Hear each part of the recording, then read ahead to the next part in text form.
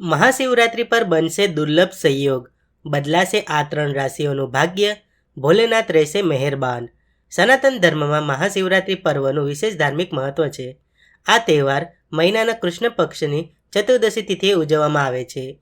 એક પૌરાણિક માન્યતા છે કે આ દિવસે ભગવાન શિવના લગ્ન માતા પાર્વતી સાથે થયા હતા.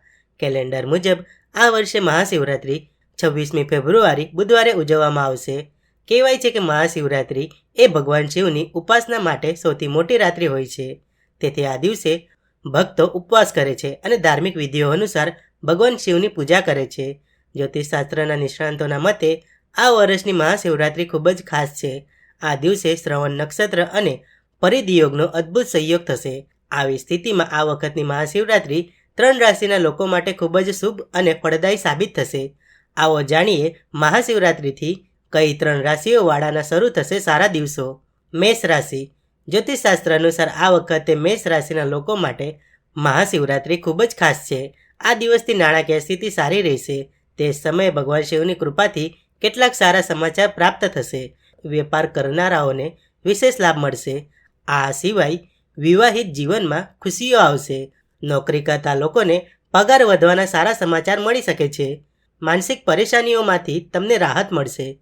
મિથુન રાશિ. મિથુન રાશિના લોકો માટે મહાશિવરાત્રિ લાભકારી માનવામાં આવે છે. આ રાશિના લોકોને નોકરી સંબંધિત કામમાં વિશેષ લાભ મળશે. તમે કાર્યસ્થળ પર તમારી રણનીતિના કારણે ચર્ચામાં રહેશો. નોકરી કરતા લોકોને પ્રમોશન મળી શકે છે. સ્વાસ્થ્ય સારું રહેશે. વેપાર કરનારાઓ માટે આર્થિક પ્રગતિ થશે. વેપારમાં નોંધપાત્ર વિસ્તરણ થશે. પૈસા સંબંધિત કોઈ મોટી યોજના સાકાર થશે.